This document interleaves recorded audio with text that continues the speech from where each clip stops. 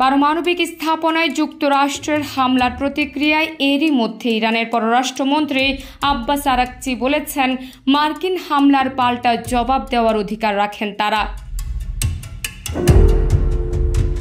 গত 13 June Israel আচমকাই ইরানের সামরিক ও পারমাণবিক স্থাপনাগুলোতে হামলা চালিয়ে বসার পরও ইরানের কর্তা ব্যক্তিরা এমনটাই বলেছিলেন। এরপর সপ্তাহ খানেকের বেশি সময় ধরে তেহরান ও তেল আবিব আকাশপথে একে অপরের বিভিন্ন স্থাপনায় লাগাতার পাল্টা হামলা চালিয়ে গেছে। এখন আনুষ্ঠানিকভাবে দৃশ্যপটে হাজির হয়েছে যুক্তরাষ্ট্র। তারা ইসরায়েলের সঙ্গী হয়ে নাতানজ, ইস্ফাহান ও ফোর্দোর পারমাণবিক স্থাপনায় বোমা হামলা চালিয়ে সেগুলো গুঁড়িয়ে দেওয়া হয়েছে বলে দাবি করেছে। তিনি স্থাপনায় মার্কিন হামলার কথা স্বীকার করেছে ইরানও। এর প্রতিক্রিয়ায় এখন তারা কি করবে তা নিয়ে বিশ্বজুড়ে উদ্বেগ ও কৌতূহল প্রকট। বিবিসি নিরাপত্তা বিষয়ক প্রতিবেদক ফ্রাঙ্ক গার্ডনার মনে করছেন, ইরানকে এখন 3 কৌশলের মধ্যে একটি বেছে নিতেই হবে। মার্কিন প্রেসিডেন্ট ডোনাল্ড ট্রাম্প এরই মধ্যে ইরান পাল্টা হামলা চালালে আরও তীব্র ও শক্ত জবাবের হুমকি দিয়েছেন। তেহরান যদি এখন ওয়াশিংটনের হামলার জবাবে কিছুই না করে, তাহলে ট্রাম্পের আরও হামলা থেকে মুক্তি পাবে এবং এই সূত্রে কূটনৈতিক চ্যানেলে আলোচনাও জোরদার হতে পারে।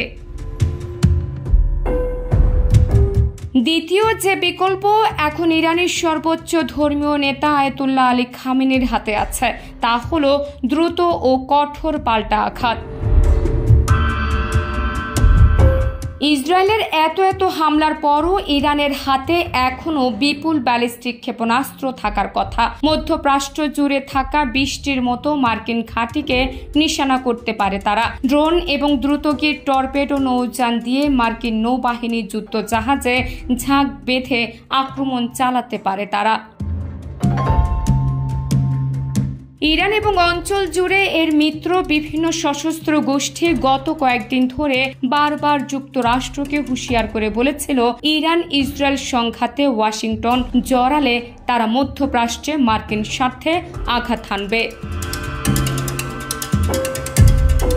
ইসরায়েলের সঙ্গে 9 দিনের যুদ্ধে ইরানের সামরিক সক্ষমতার ব্যাপক ক্ষয়ক্ষতি হয়েছে বলেই পশ্চিমা বিশ্লেষকরা ধারণা করছেন। এদিকে প্রতিরোধ অক্ষের মধ্যে হামাস এবং হিজবুল্লাহর অবস্থাও অনেকটাই শোচনীয়। ইয়েমেনের হুতি আর ইরাকের গোষ্ঠীগুলোর সক্ষমতা হামাস বা হিজবুল্লাহর মতো নয়।